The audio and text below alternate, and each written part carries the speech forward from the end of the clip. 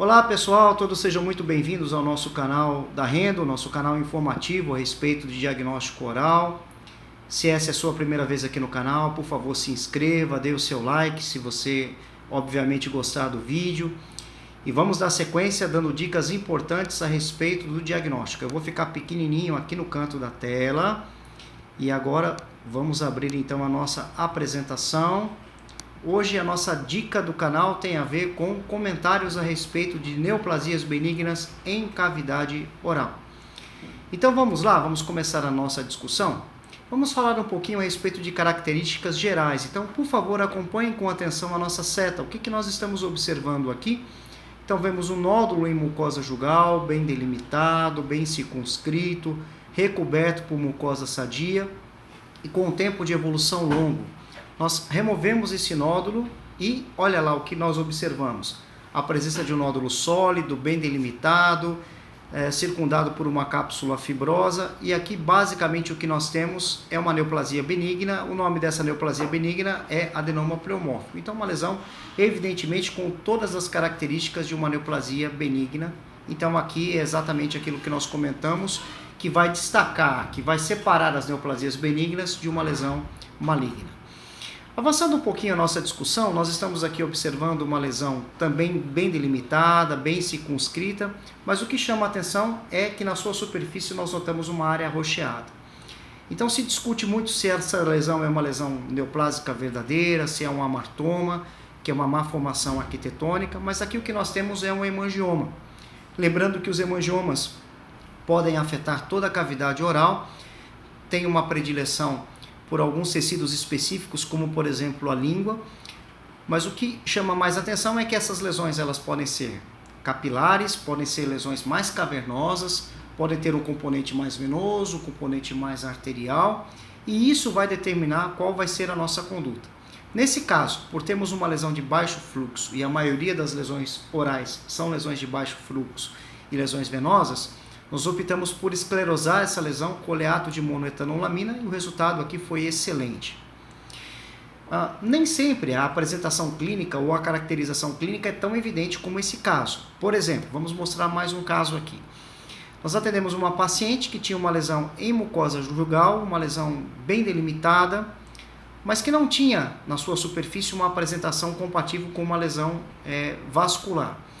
O que a paciente disse na época que nos chamou a atenção e que talvez pudesse contribuir para essa visão é que essa lesão ela tinha um componente relativamente pulsátil. Então foi feita a exérese da lesão e aí após a exérese da lesão na análise microscópica nós observamos a presença de um componente compatível com o componente arteriolar. Então de fato aí se tratava de um hemangioma e aqui o paciente pós-intervenção. Então um detalhe muito importante é que essas lesões elas podem mimetizar outras lesões e que em alguns casos isso pode ser preocupante porque essas lesões podem ter um alto fluxo sanguíneo, nesse caso felizmente não foi isso que aconteceu. Então uma medida de cautela para essas lesões é sempre realizar uma punção aspirativa e isso vale também para as lesões intraósseas radiolúcidas, que podem ser hemangiomas intraósseos. O tratamento do hemangioma pode variar desde um acompanhamento clínico, no caso de hemangiomas mais infantis, até uma remoção cirúrgica com embolização. Então é muito importante nós observarmos isso. Outra coisa muito importante é lembrar que o hemangioma pode ter algumas variantes, como por exemplo o hemangiopericitoma, os tumores fibrosos solitários e também o hemangioendotelioma, como é esse caso. Então aqui a gente observa uma lesão em gengiva e microscopicamente nós observamos a presença do componente vascular, a presença de áreas hialinas e uma proliferação endotelial. Então essa lesão no caso era um hemangioendotelioma. Avançando um pouquinho mais, nós vamos falar de uma outra lesão benigna muito importante. Aqui nós vemos uma lesão bem circunscrita, com a superfície ligeiramente amarelada. Então isso é compatível com o lipoma, que é uma lesão muito comum em cavidade oral. A língua é um sítio muito importante, mucosa jugal também é. E aí nós vamos lembrar de algo muito importante nessas lesões, é que elas, por ter uma densidade muito baixa, geralmente elas boiam no formol. Microscopicamente a gente conseguiu confirmar no caso aqui que era um lipoma. Aqui nós observamos uma lesão lipomatosa um pouquinho diferente, era também um lipoma, evidentemente, mas aqui mimetizava mais talvez uma lesão de tegumento, uma lesão de pele. Então aqui nós realizamos uma biópsia incisional, foi possível fazer essa biópsia via cavidade oral, e aí nós confirmamos que era um lipoma, foi feita a exérese extraoral dessa lesão, aqui a lesão boiando no formol, e de fato microscopicamente nós confirmamos que se tratava de um lipoma típico. Então, lembrando que essas lesões podem apresentar também algumas variações, clinicamente falando e até microscopicamente falando.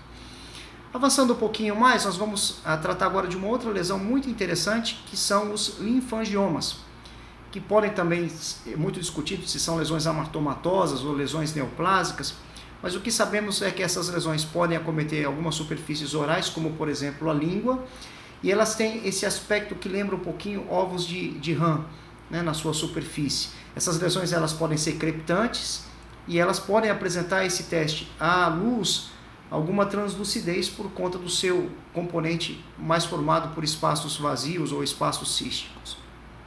Essas lesões elas podem ser de vasos menores ou vasos mais cavernosos, e aí a apresentação oral mais cavernosa a gente chama isso de higroma cístico. E aqui nós conseguimos observar microscopicamente essa lesão formada por vasos linfáticos, que podem ser esses vasos mais superficializados. Essas lesões elas são muitas vezes difusas, não são capsuladas, e isso dificulta um pouquinho a remoção cirúrgica, que é o tratamento de escolha.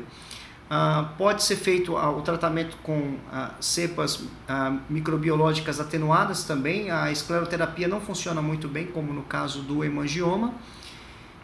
E aqui um caso um pouquinho diferente, uma criança. O que chama atenção aqui é a associação desse linfangioma com o hemangioma, e microscopicamente após a remoção cirúrgica ficou evidente aqui tratar-se de um linfangioma. Bom, então essas foram algumas dicas com relação às lesões benignas. Por favor, se inscreva no canal, dê o seu like, observe o nosso Instagram e em breve postaremos novos vídeos. Novamente, muito obrigado por ficar conosco, por compartilhar a sua atenção, e nos vemos em breve. Obrigado.